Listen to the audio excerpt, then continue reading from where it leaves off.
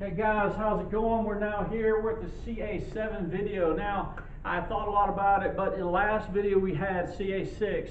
Let me just double check that and make sure I'm right about this. This was ECG, so we looked at the electricity through the heart. Now, typically in the classroom, we would do we have a heart drawn on the floor in the classroom and we walk all the way through it so we get the flow. And then we'd see the ECG and how it actually works on the heart on the classroom. I thought about this. There's a section in your book on this. It's just not going to work as far as online instruction because you really have to see it, and it helps to do heart dissections, and we can't do any of that. So that part of your test is going to be essentially thrown out for that. But ECGs are still, they're on the go. It's the other stuff that I'm talking about that's going to be thrown out as far as electricity, like the vagus nerve and the parasympathetic impulses. When you get to all that, don't worry about it. Worry about ECGs, worry about the last video. In fact, this next test, the cardio test, is going to be highly video intensive, And you can access my videos on announcements on Canvas, or you can go to my Facebook page. That's not right. What is it called? YouTube channel, Chase Vanderbilt, and you can look up all of these, okay? So we're looking now at CA7. And CA7 is going to be called the Cardiovascular Disease.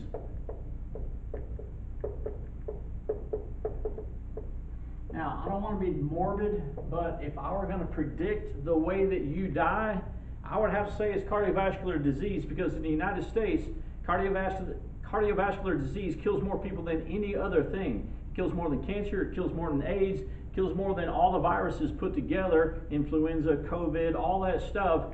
It is the #1 killer. So if I had to be morbid and say, what's the more than likely, how are you going to die? I'd have to say cardiovascular disease, because it's been #1 for over 50 years in the United States, which is one of the reasons we need to learn about it. So we're going to look at different types of diseases, and we're going to start with valve problems. All right, call them diseases, call them disorders. All right, you'll remember that in the heart we have 4 valves. We have the bicuspid valve, which is also known as the mitral valve. We have the tricuspid valve. We have the pulmonary valve. We have the aortic valve. Those are your 4 valves. Now, in terms of valve diseases, you need to know that one of them that we have is this weird one called a murmur.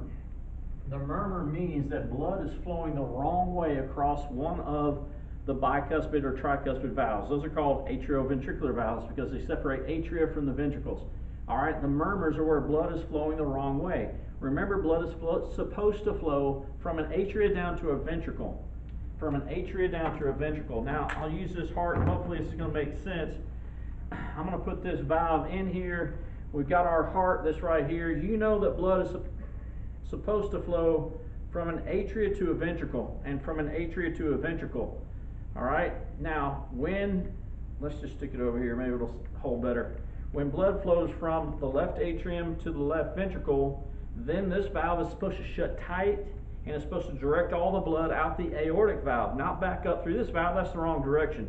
But the left ventricle is so strong that it's famous for putting pressure on this valve and having some of the blood squirt the wrong way up this valve.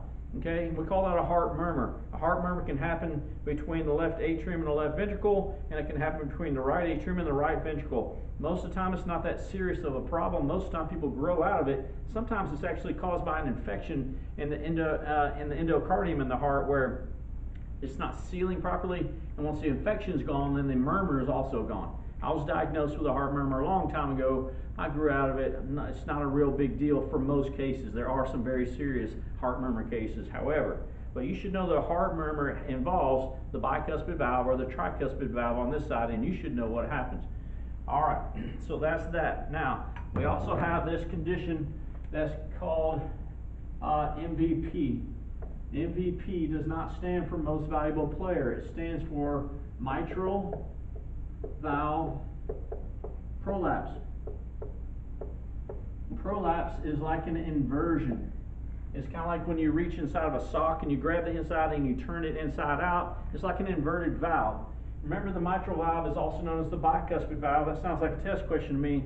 The bicuspid valve is under the most pressure because when the left ventricle, the strongest chamber in the heart, when it flexes, it puts a lot of pressure on this valve. Now, if that valve inverts or pushes up, or gets weak, and some of it goes up into the atria instead of forcing all the blood out the aortic valve, you have what we call a mitral valve prolapse, an MVP, mitral valve prolapse. That decreases the amount of blood your heart moves every time it beats. It makes sense, because if it doesn't hold strong, if that valve doesn't hold strong and divert all the blood out that aortic valve, some of the valve gets pushed up in the atria. That blood's not moving out the aorta. That blood is just going to kind of hang there and not move out for its beat. So you're going to have a less than efficient heart. So we have murmurs and we have MVPs. We also have aortic and pulmonary stenosis. This word stenosis, it means a narrowing, all right? The aortic valve and the pulmonary valve are, let's say that it's supposed to be this big, but instead something is making it narrow. Could be an infection, it could be a genetic defect, but it's narrow. It's not big, allowing lots of blood through there. It's narrowed. It's stenotic. It has aortic or pulmonary stenosis. Now, when we do the cardio boogie in the classroom and I start playing the music and you have to walk through the whole system, when you hit the aortic and the pulmonary valve, if I ask you to show me a stenosis, instead of walking through straight through, you have to turn sideways and indicate it's super narrow through there because it's hard to get blood flow through there. That's an aortic or a pulmonary stenosis, all right? These are the three valve disorders that I want you to know. These are the three that you need to pay attention to. And now we're done with valve diseases. All right. You might ask, where's the number, the book number on this? There is none for this one because it's all over the chapter. All right, so you may have to look in the index and find valve problems, stenosis valves, murmurs, all that stuff. But this video should do it for you. All right, so now we're going to have some of these problems that are going to have to do with the heart and the vessels. Remember, a vessel is any tube that's going to carry blood. It could be an artery, it could be a vein, it could be an arterial, it could be a venule. But we're going to talk about all the issues that hit hearts and vessels that you have to know about, that you got to know about for this test. There's a bunch more, by the way. This is just a short list. All right, one of those things is going to be, thrombus or a plaque. I'm trying to spell plaque, P-A-Q-U-E. All right, now, many of you know that a lot of people love fast food. And I love fast food. I love any food, all right? But if it's convenient and it's fast and it's cheap, I want it, all right? Unfortunately, a lot of people eat a lot of fast food. Now, what's typical in fast food is cholesterol. They use a lot of fat to fry whatever it is, to fry that hamburger patty, to fry those French fries. It doesn't matter what fast food restaurant you are, you probably use a whole lot of fat that has high cholesterol. Now, we need cholesterol, but our liver makes most of our cholesterol. We don't need a bunch from our diet, but Americans are famous for getting a lot of cholesterol. It turns out, I hate to say this, but the three fattest states in the United States, we're going to take a quick look at digestion. The three fattest states in the United States are Mississippi, Alabama, and Tennessee. Almost every year it's Mississippi, Alabama, and Tennessee. These are the most obese people in the United States. Colorado, least obese. All right? Mississippi, Alabama, Tennessee. Sometimes Tennessee takes over Alabama's spot. It turns out also that the most heart attacks per capita are in, guess what? Guess what three states? Mississippi, Alabama, and Tennessee. In other words, our diets, although it's digestive, dramatically affects our cardiovascular system. What we take in our body could form a thrombus or a plaque. Now let me see if I can draw this. Let's just say that we have a vessel right here. Let's say it's an artery or an arterial and it's carrying blood. Let's say the blood is going down like this and it's supposed to flow evenly, nicely through that. But on the side of it, because we eat excessive cholesterol, we have a buildup. All right, it starts to form like stuck to the wall, this mountain. Just picture a little mountain range on the inside of a vessel. And this is a mountain of plaque that gets bigger and bigger and bigger every year. Call it a thrombus, call it plaque. And it is cholesterol, all right? Now look at the lumen space, the open space for blood to flow through. It gets smaller and smaller and smaller. Now that can be a problem. That can be a problem because what do you think happens to your blood pressure as this gets smaller and smaller and smaller? All right? Don't say it goes down. Because if it went down, that would mean the blood would just slow down and you wouldn't have to provide that much blood down here, but you have to provide that blood here. It's not an option, it has to get there. So if there's smaller space, it has to speed up, which increases your blood pressure. All that pressure is going to go high, which stresses your heart every day, every beat, more and more. And so if you have plaques or thrombi in your cardiovascular system, your blood pressure goes up and your blood has a harder time getting through there. Now, a lot of times, the blood is going to force its way through here, and then a chunk of this is going to break off. Imagine that this piece right here, eventually, it breaks off. Now you have a chunk of plaque flowing through the blood. It's no longer called a thrombus. Now it's called an embolus. That little thing there is called an embolus, and it is flowing. It is flowing through the system, through the cardiovascular system. Now, the embolus is likely to get stuck where you have small capillaries. Wherever you have small capillaries, that embolus likes to get stuck. For example, if it gets stuck in a lung, it causes a pulmonary embolism. It causes a pulmonary embolism. It stops blood flow to sections of your lungs. This is a bad thing. I mean, you can't breathe, you're walking upstairs, you're out of breath, you can't figure out why.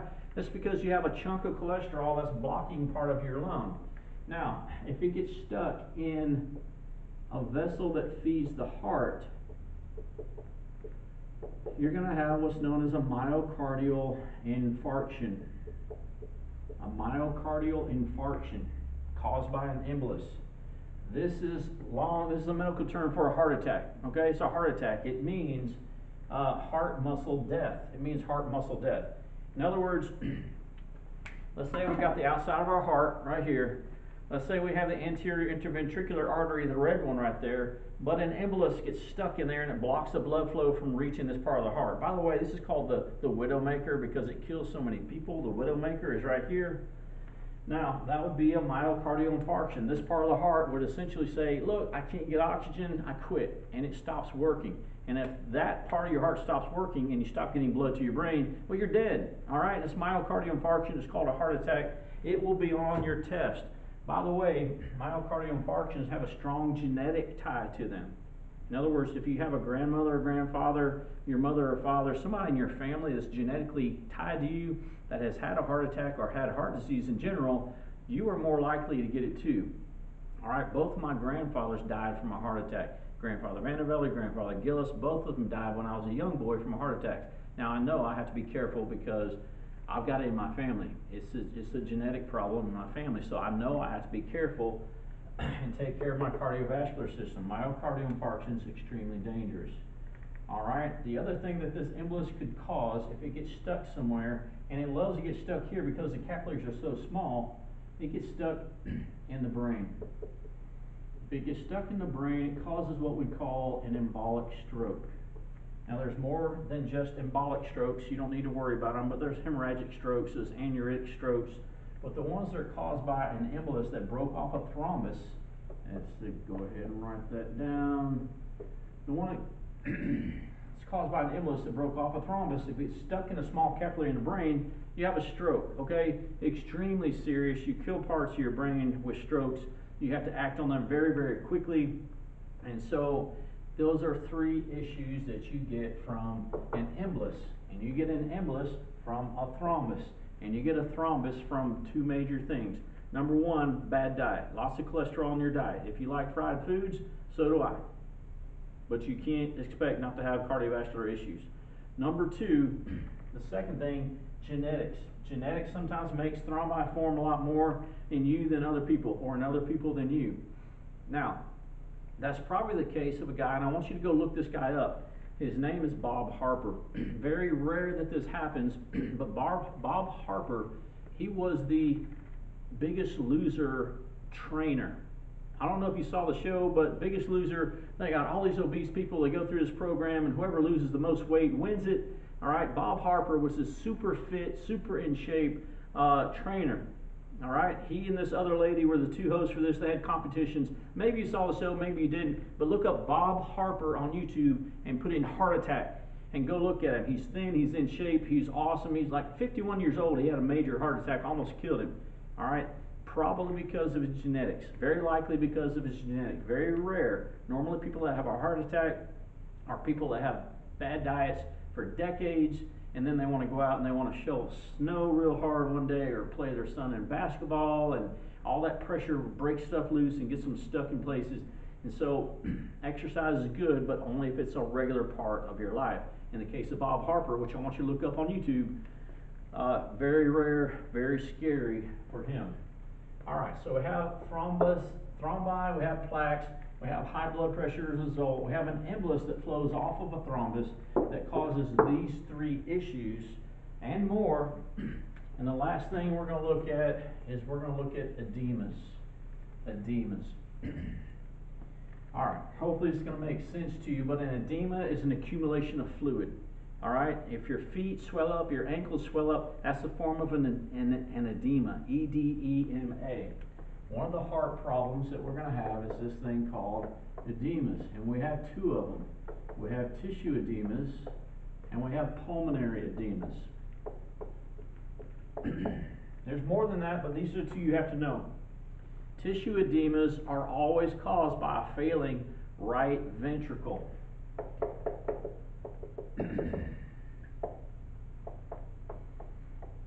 Now, you have to think in reverse for edemas. You have to think in reverse. You also have to remember back to hydrostatic pressure, where a lot of pressure causes a lot of fluid to squirt out into tissues. We did this during Quashiorkis disease. Now, if your right ventricle fails, blood is going to back up. It's kind of like going through Cage Cove and somebody sees a bear. What happens to the traffic? Well, it backs up for a long way because all these people are stopped up there and they're trying to see a bear. And they're all from Ohio. Sorry, Ohioans. All the Ohio people do this. All right, sorry about that venting. But it's like that. It's a backup. Now, if your right ventricle fails, don't think, which is correct, but don't think right vent pumps to the lungs. I need you to realize there's a backup now, so you have to go in reverse. Remember the vessels that feed the right ventricle? Remember the chamber? It's the right atrium. Remember the vessels that feed the right atrium?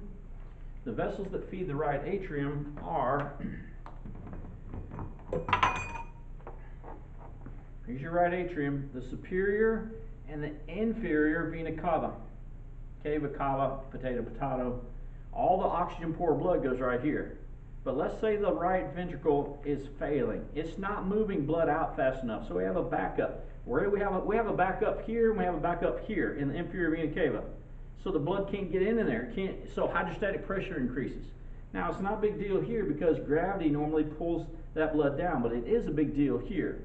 Now, in the lower extremities, hydrostatic pressure will increase, and the clear part of your blood, the plasma, is going to seep out into your tissues at very high rates, and it's not going to get pulled back in fast enough. And so your tissues are going to swell up. Your ankle is going to swell up, your feet are going to swell up. And people with end-stage heart disease, when their heart is failing, their right ventricle is failing, and they're on their back, they can't even walk. People, they're on their back, they're laying down. Fluid will pool up on the mattress that they're laying on. It will just pool up in the lower tissues and spread all over the place.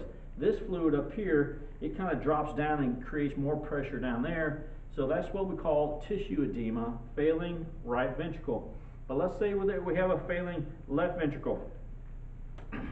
Left ventricle is now failing. You have to think in reverse again. Remember, left vent pumps through the whole body. But what comes into the left vent? What comes into it? Well, remember that the left atrium pumps down to the left vent. But what gets blood to the left atrium? Lung blood. That's all the oxygen-rich blood from the lungs. Remember, this side of the heart is oxygen-rich. This side is oxygen-poor. So this is the part that just got its blood from the lungs, which is now saturated with oxygen. Now, if that doesn't move blood out, left ventricle is failing, and it can't move blood up the aorta fast enough, we have a backup. We have another backup. And we have a backup now, in this case, to the lungs. In that case, you have pulmonary edema, a pulmonary edema. And a pulmonary edema is always caused by a failing left ventricle. The failing left ventricle causes pulmonary edema. Failing right ventricle causes tissue edema. This is basic edema stuff. All right, so here we go. We now have CA7 done. We're getting close to shutting down this chapter, getting close to you getting ready for the test. This test will be May 8th and will be heavy videos. Heavy videos. Alright? Alright. I think that's about it. You guys have a wonderful day. It's almost dinner time, so I may head home. Y'all have a good day.